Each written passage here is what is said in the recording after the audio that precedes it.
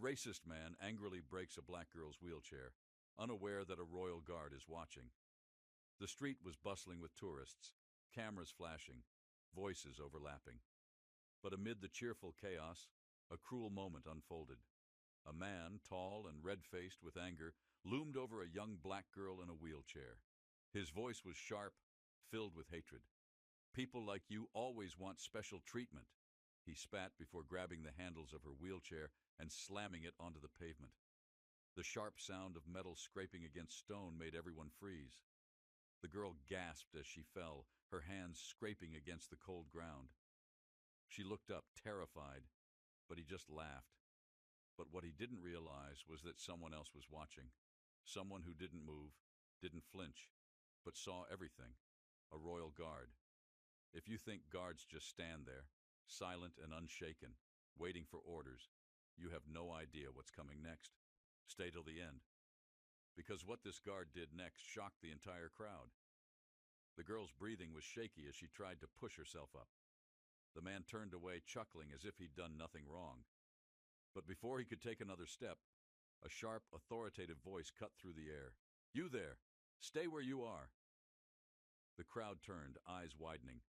The royal guard, motionless just seconds ago, was now walking toward the man. His boots echoed against the ground, slow, deliberate, deadly. Guards were known for their silence, their discipline, but this one had seen enough. The racist man scoffed, raising his hands mockingly. "Oh, what now? Gonna stand there and do nothing like always?" But the guard didn't stop. He kept walking, each step heavier than the last. And then, when he was just a foot away, he did something that made everyone's jaw drop. The air grew tense. The man's smirk faltered as the royal guard reached for his sword. The polished steel glinted under the afternoon sun as he unsheathed it in one swift motion. The crowd gasped. Royal guards never break formation. They never react. But this one just did. The man stumbled back, suddenly realizing that this wasn't a game anymore. Hey, you can't do that! I didn't do anything wrong!" he stammered, raising his hands defensively. The guard's eyes burned with something colder than fury. His voice was low, firm, unshaken. "You assaulted an innocent civilian. That alone is a disgrace. But what you just did, it was more than that." The girl, still on the ground, looked up in shock. No one had ever stood up for her like this. Her wheelchair lay broken beside her, the wheels twisted from the impact. The man let out a nervous chuckle, glancing at the gathering crowd. "Oh, come on. It was a joke. You people take everything so seriously. It's just a chair." The guard took another step forward, sword still in hand. His grip never loosened. His voice, calm but razor-sharp, silenced the entire street.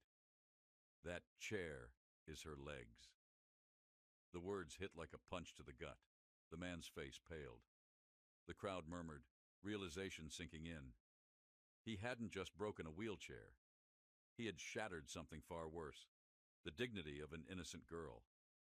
But this was just the beginning, because the royal guard wasn't done yet. The man swallowed hard, his confidence crumbling under the weight of the guard's piercing gaze. The crowd had fallen into complete silence, eyes darting between the broken wheelchair, the trembling girl, and the soldier who stood like an immovable force. The guard finally lowered his sword, but he didn't sheath it. Instead, he turned his head slightly, scanning the street. "Someone, fetch the authorities, now." His voice wasn't loud, but it carried enough authority to make people scramble into action. The man's arrogance turned into desperation. "Wait, no, listen, I didn't mean—" But the guard wasn't interested in his excuses. His next words cut deeper than any blade. "You walk freely with working legs, yet you trample on those who don't. That tells me everything I need to know about you." A few in the crowd muttered in agreement. The shift was clear. Sympathy had vanished. The same people who might have laughed along with the man just moments ago now looked at him with disgust. He had made himself the villain. The girl blinked rapidly, her hands still trembling on the cold pavement. For so long she had been used to swallowing her pain, to pretending moments like these didn't matter. But now, for the first time, someone had stepped forward. Not just anyone. A royal guard. someone trained to stand still and ignore the world. Yet today, he had chosen to act. And then, the moment that no one expected happened. The guard did something no one had ever seen before. He broke protocol. He knelt. Royal guards never lower themselves, but this one did, right in front of her. The racist man took a step back, panic flashing in his eyes. The crowd leaned in. Everyone could feel it. Something bigger was coming.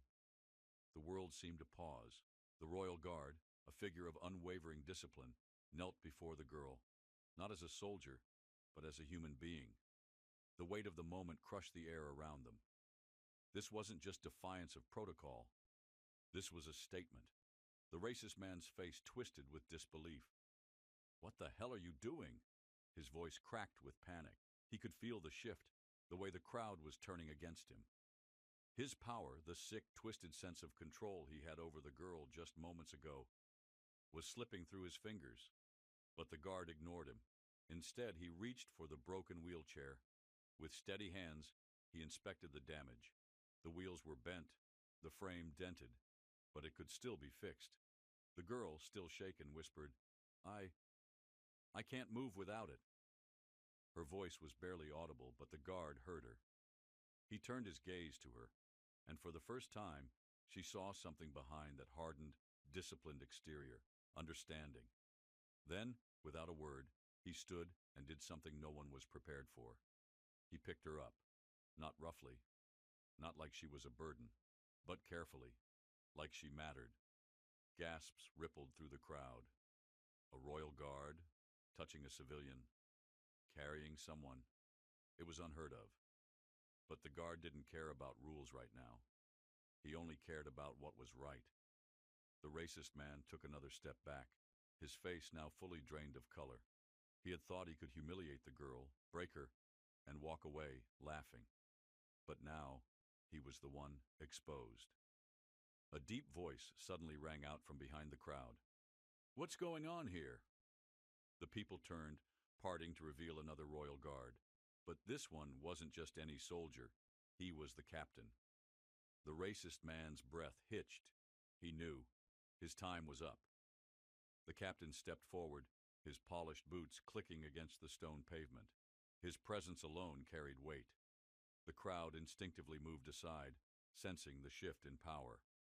This wasn't just about a broken wheelchair anymore. This was about justice. His sharp eyes scanned the scene. The shaken girl in the royal guard's arms, the shattered wheelchair on the ground, and the trembling man who now looked like he wanted to disappear. "What happened?"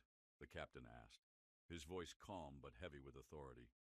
The royal guard, still holding the girl, didn't hesitate. "This man destroyed her wheelchair in an act of cruelty."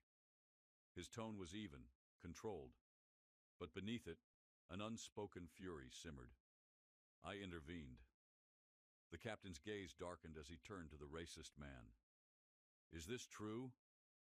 The man's mouth opened and closed, like a fish gasping for air. It was a joke. I didn't mean—" The captain cut him off. "A joke?" The single word dripped with quiet anger. He took a slow step closer. "Tell me, if someone took your legs from you, would you laugh?" The man had no answer. He couldn't even meet the captain's eyes. The crowd wasn't silent anymore. They murmured, whispered, judged. A woman near the front crossed her arms and scoffed. "Coward!" Others nodded in agreement. The tides had fully turned. The captain inhaled deeply, then nodded toward the royal guard. "You did well." His gaze softened slightly as it landed on the girl. "And you? Don't worry. We'll make sure you have what you need." Then he turned back to the racist man. His expression hardened.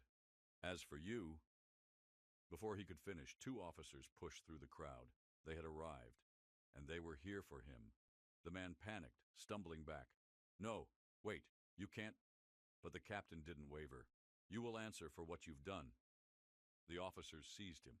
He thrashed, desperate to escape, but it was useless. The people watching weren't on his side anymore. No one was. And as they dragged him away, the royal guard finally turned to the girl and said, "You are not alone."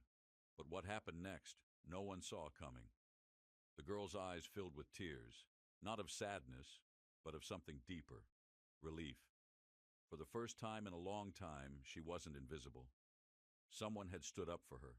Someone had fought for her. The crowd erupted in applause.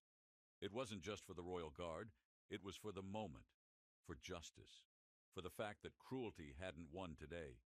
People weren't just bystanders anymore. They had witnessed something powerful. But then, something unexpected happened. The captain took a step closer to the royal guard, studying him carefully. There was no reprimand, no scolding for breaking protocol. Instead, after a long pause, he said, "Put her down." The guard hesitated for only a second before gently setting the girl on a nearby bench. The captain nodded. Then, in front of everyone, he knelt. Gasps filled the air. A Royal Guard captain kneeling, in full uniform, in public. This was unheard of. He placed a steady hand on the wheelchair's broken frame. Then, looking at the girl, he said, "This shouldn't have happened to you, and it won't happen again." He turned toward the crowd. "This is a promise from us." His voice carried over the stunned silence, reaching every soul present. Then he straightened and gestured to one of the officers. "Get her a new wheelchair. Immediately?" The officer nodded and rushed off. The girl stared, struggling to process what had just happened. She had spent so much of her life feeling powerless, but now, the most powerful men in uniform were standing by her side. The racist man, still in custody, watched in horror. He had wanted to humiliate her, but in the end, he was the only one who left in shame. As the officers led him away, the royal guard turned to the girl one last time. "If anyone ever tries to take your dignity again," he said, "remember this moment. You are worth defending." And with that, he and the captain resumed their positions, standing tall, unshaken, and more respected than ever. But the message they left behind would never be forgotten.